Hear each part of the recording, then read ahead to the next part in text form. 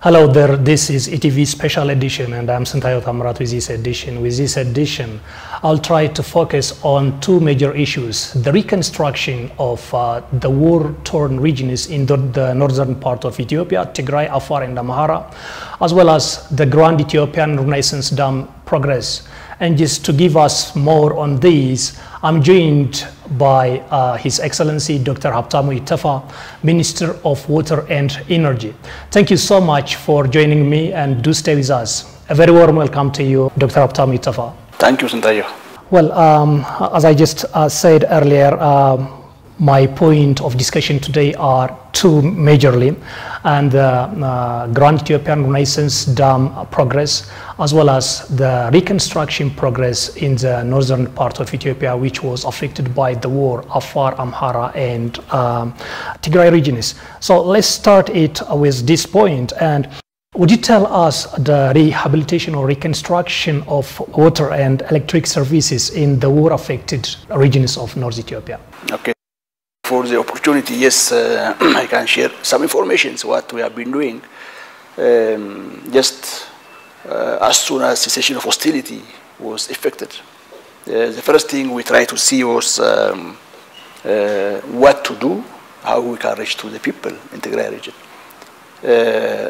Before that as well, like maybe 1 year back, especially in bordering to Tigray, in Afar, in the Amhara regions also, we try to assess what problems have been done or what are the damage actually to the infrastructures, mainly to water and electricity systems. So if I start from the second point, especially in Tigray, in Afar, in the Amhara region, before 1 year, as soon as we had free access to the places, we deployed staffs, emergency staff, because already we do have the same section in our ministry. So we could identify the big problems, what has to be addressed in short term, in mid term, and in long term. If I start from Afar, in areas of Kazagita, in areas of Zone 2, Zone 4, Zone 1, and whatever village where we had big destructions of the water utilities, we could identify and started to interfere to make short-term solutions that we could significantly have shown better. In Amhara region also as well, in northern Wallo areas and in some part of Gondar and in Wagimra, many parts of the bordering areas where significant infrastructures have been destroyed, mainly with the water service, that we could try to identify the gap and then have some solutions that I will come on later.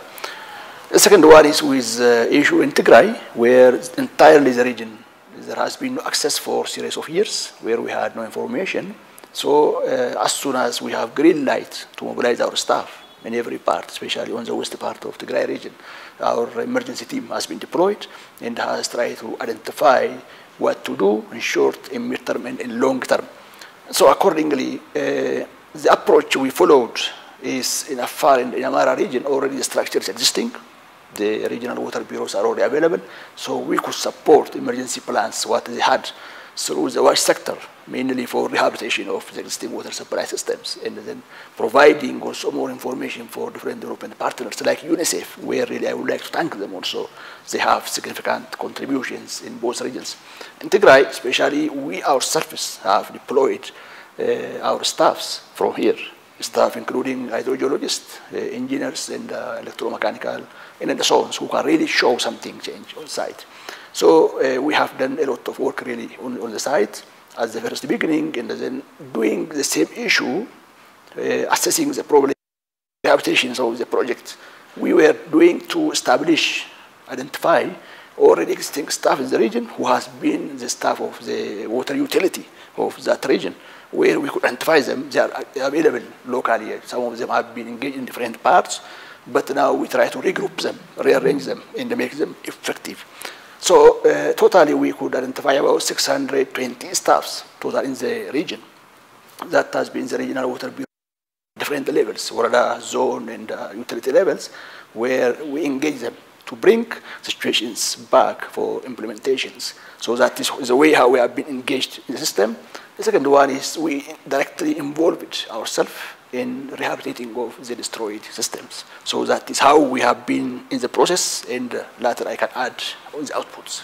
So now I know just you paid a visit to some of these regions, and how did you get the progress so far, the reconstruction progress so far, and is the demand and efforts of the government to restore the basic services, energy and water, I mean, are adequate or parallel? Actually, really still there is something to work on a lot, but really what we see on ground is so sad, the way people have been expressing their problems. By the way, we deployed 2 teams when we went to Tigray. The other team went through West Tigray, through Shire. Those are the technical teams, what they have provided, I will add later. The other one is also the team which I was leading them, starting from Amara region to Tigray. So if I start from Amara region, we went to Bati and try to see what problems they had. And one of the challenges they have been telling us is lack of sufficient groundwater or water source for what they had, where actually some part is damaged during the war. So the way they're expressing is really government is doing good, we need to demand more. Another area where we have sad stories in Kobo area, where entirely the state was dismantled and some of them were robbed during the wartime. So the pumps, the generators, the pipes, and the utilities also, the infrastructures as well in office has been taken away and is not existing. So the people were pledging, please be by our side. After all, we are on the verge of getting peace. Then there will be for sure a guarantee that the community, the people are on board to support the government initiative, especially on the peacemaking. The third one is where we went to Raya Warada in Tigray. Charchar Warada is very small. Actually, the water system, which was existing before, has been disrupted due to many reasons. One is the conflict, the other one is the natural issue about the lack of water source. So that area really we did something very good, which I will add later on. So they have been expressing for continuous support from government side and also ready to support any development that has to be done in that area. And the good part is we have seen local people try to lead, try to establish temporary governance at Warada level for facilitation of some rehabilitation works. That's really nice. And what measures should be taken in order just to adequately address the issue there? Yes, just I will come to that. When we were on site from Bati, Kobo, and Charchar, what was really there in short term to make the life of the people better in terms of accessibility to water and energy. If just to mention a few of the points, in Charchar and Tigray, we have inaugurated or commissioned one water supply project where totally there was no electricity system and the people couldn't afford the price of the fuel due to lack of the fuel in the area, and the generator is also not available. So we installed a solar system which has a capacity of delivering for about 20,000 people in the community and the Warada totally. So that was one of the achievements we have seen, and the people were so happy for the outputs that has been achieved on site.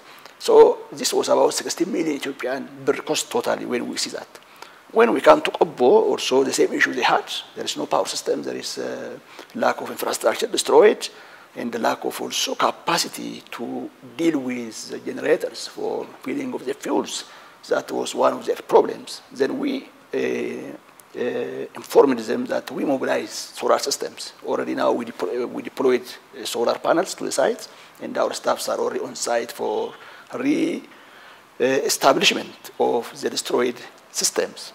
For Bati area, the same concept is followed, where we have deployed some of them. So the next step is to strengthen such kind of fast-making solutions for what they have been demanding for, basically for basic wash service. The wash service is the water, hygiene, and sanitation service they demand. So what to be done is to strengthen, to mobilize, especially development partners also on the issue. Dr. Abtamo, here the regions are just previously known for inadequate water and energy supplies. So I think the war worsened the situation, and what plans do you have for adequately restore the distracted ones and also supply the services as demanded by the community there? Yes, we do have actually 3 different plans. One is the quick fix that we immediately try to make a little bit availability of the system in the vicinity, even though we cannot provide for everyone. That is what we are doing now. Second is to have midterm. Midterm means a midterm plan, we need to mobilize additional resource. Additional resource is basically finance from Ministry of Finance or from the European partners that demand a little better infrastructure than what they had earlier. So, for example, the way we are doing, earlier times they used to use fuel-based generator. Now we are replacing by solar. They used to use electric that has been interrupted due to the power problem. Now we are replacing that one by solar. It means the infrastructure we are providing them now is better than what they had yesterday. That is the midterm plan. The third one is the basic one, which you asked me now. What is the future plan, which is a long term? Already we have prepared 3 years plans for the entire country, by the way, not only for Tigray and Amara. But our main focus is such kind of place where they had damaged infrastructure, and also naturally they have been in problem due to lack of available water supply in that vicinity, which is actually true on ground. People are demanding. So that is what we already identified and put in our 3-year plan with special focus on such kind of places, basically in north water, in the south and the southeast, in drought-affected area with special focus to address the demand of the water supply and the energy demand. Well, now let's move on to the drought issue, and some parts of Ethiopia have been seriously affected by drought, and what measures are being taken by the government, particularly your ministry, in providing the most demanded life-saving element, which is water, to save the human and domestic animals' lives? It is unfortunate, by the way, the south and the south part of our country has been exposed to drought the last 3-4 years. It's not only this year, by the way, every year we used to face this kind of problem. So 2 things are what we have been doing so far. Number one is to at least create resilience on the place where they are. When we are saying so, water is a basic for pastoralist life because they have livestock. The livestock is demanding for water. So that water means only not for drinking, but also for agriculture as well, for the grass and for the fodder, whatever they need to produce for their cattle. That was one of the areas we have been dealing with, especially with the climate resilient wash program that has been proposed or supported by Ministry of Finance directly from Government Treasury the last 3 years. So that is what we try to get in touch on ground so that people can at least survive. The second one is to mobilize additional resource. If we take the whole corridor, by the way, from southern Ethiopia to the Somali region, it is a big corridor with less population where people are moving from place to place. It is difficult also to provide for every corner to provide a water supply. So depending upon these situations, we try to get in touch with development partners like African Development Bank, World Bank, where they are positive really to respond upon that, and then we have successfully mobilized resources now. So if I come back to the first action, what we have to do to save the life of people, yes, in Borana and Somali, many of the zones, really we lost a lot of cattle and a lot of basic economic background for the people. That is so sad, which is difficult also to manage. But the good thing, we could maintain the life of people without getting in conflict to their neighbors, without migrating, and without getting danger to their life, is the way we have been supporting through water rationing by mobilizing resources from different parts, also for their cattle. That is what has been done. That has nothing to do, for example, to solve the problem of the people now. What we are doing now is to address the issue sustainably, mainly by utilizing groundwater. Groundwater is available in the area, so we are now lucky to have all resources mobilized from World Bank and African Development Bank, so that is already available. In the coming 2 or 3 years, for sure, we will have significant improvement in the livelihood of the people, even though we expect the same droughts in the same region, I think. My next point is also related with this one, and we know that in different parts of the country there are just lakes, major rivers that are just flowing to different countries. And we see that, for example, countries like Egypt and Sudan use 100% of their water, potable water supply from this. And when we see our potable water coverage, there is big deficit. So this is also related highly with the Sustainable Development Goals Ethiopia adopted. Then what measures should be taken? And let me just hear the plan of the ministry in alleviating this situation of the country. If we just take the water supply accessibility by country, I think we are far behind our downstream brothers and sisters while we are providing water for them. Two reasons are there. One thing is the topography and the nature of our nation, and also the citizens, also the way we are settled, the people, the urbanization, and the village, the way we have them is one factor. The second one is also a resource. The resource is basically finance. If we take the other part, they are more urbanized. When they are getting urbanized, they are urbanized near Nile River, so they have more accessibility than what we had. So that is a reality on ground we do have. What we have to do is currently the water coverage before the destruction, which needs to be actually revised. The number which I'm telling you now is in quotation. Is 62% by population coverage we do have. We are demanding to make it more than 95 or 96% by 2030 in Gregorian calendar. That is our main plan. How we do is a question now. One thing is we need to mobilize local resources from government treasury. We need to develop, we need to have development partners also to get involved in that. Besides that also, we need to have some conjunctive approach of innovation technology so that everyone can have his own water on his yard, at least to have for some 3 or 4 months for their peak time. During the rainy time, they can harvest, they can store, and they can utilize that one. These are the basic principles or approach we are following to satisfy, better to say no satisfy, but at least to combat the demand from our people for the water supply sector. Well, my next point is related with a Grand Ethiopian Renaissance Dam, and there have been just reports that the project has attained 90% completion. And what major phase does this attainment signal in the construction of the project? When we are talking about GERD, yes, currently we talk about the 91%, but let me take you back to what does it mean in the previous 12 years, because we are celebrating the 12 years of our inauguration. The first chapter for all citizens and Ethiopians is to think about even damming of the river, to think about implementation on ground, because starting from Haile Selassie, all leaders of this nation has been dreaming one day they will utilize, dreaming one day people will utilize their water source. That was the first chapter, really, to think about, let's do it by our resource, by our people, and everything the way we have done. That was a blessed idea. So it is achievement chapter, we can say that. The second one, after starting such kind of blessed idea, there has been also a series of challenge.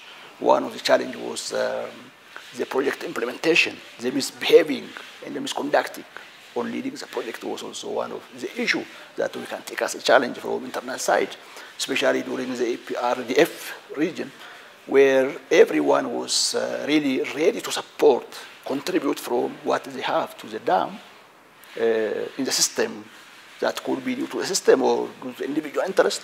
They could snatch what the poor people have contributed to the dam, and that has been two questions as well. So that was the second chapter. The third one is, after the reform, the last 5 years, the first priority given by the government was to fix the problem and then make things done. And what we achieved today is the basic for the reform that has been done to fix the problem and then make rearrangements for transparent and open project implementation system. That is why we say 91% is done now, not in a simple way, but in series of challenge and abnormal conditions, what we have passed through. So 91% is in terms of the civil work, electromechanical, and the turbine, and the other ones which are pure technical. Let's forget that and see in terms of what does it mean physically.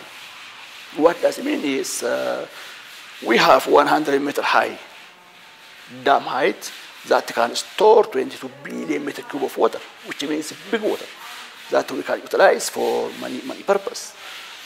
The second one is the power we could generate, the 750 megawatt capacity, which we have successfully done last year. And then now what we are moving on is to utilize the amount of the energy to be produced from the dam and injected in the grid system. That is also a second issue. We can say it means a lot for Ethiopians. The third issue is people are also aware now today and started to think about for another purpose, like fishing, for example, for transport, for example, what people are enjoying locally from the reservoir.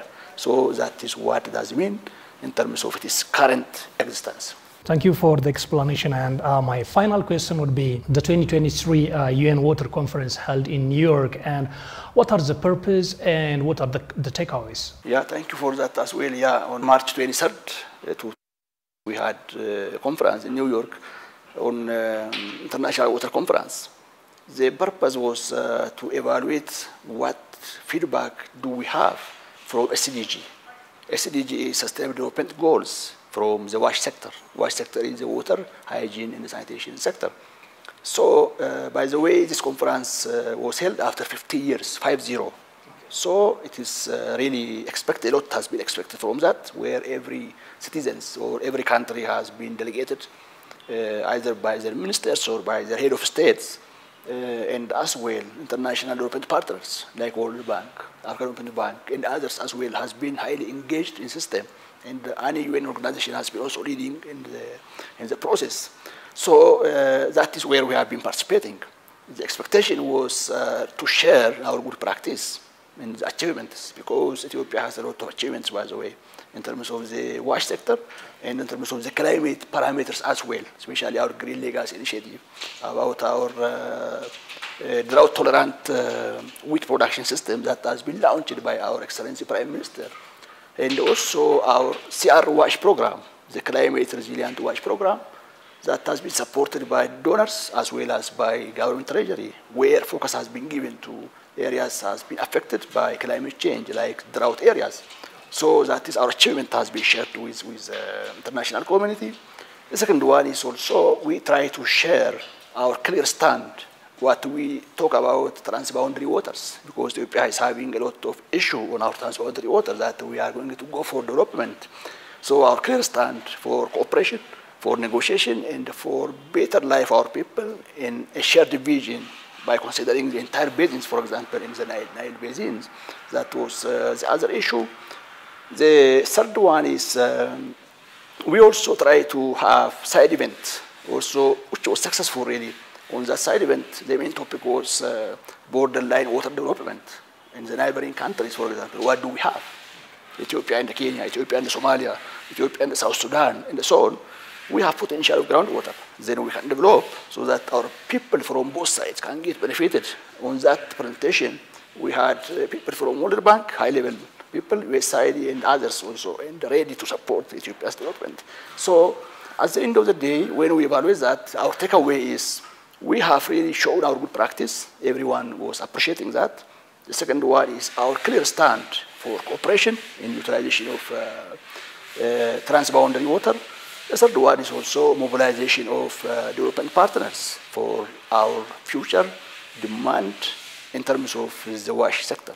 Dr. Habtamu Itafa, Ethiopia Minister of Water and Energy, thank you for sharing time and also explaining on the reconstruction effort is taken by your ministry as well as the government in providing or restoring the basic services of water and energy in the war-torn regions of Tigray, Amhara, and Afar, as well as hinting us on the progress of the Grand Ethiopian Renaissance Dam. I really appreciate that. Thank you so much. Thank you, Dayo. Thank you as well. Dear viewers, this is a conversation with Dr. Habtamu Itafa, Ethiopian Minister of Water and Energy. We talked on issues like the Grand Ethiopian Renaissance Dam project progress, as well as the reconstruction progress in the northern part of Ethiopia, which was affected by the war. Thank you so much for staying with us, and this is ETV Special Edition. I'm Sintayo Tamrat with this special edition. Thank you so much for joining me. See you another time.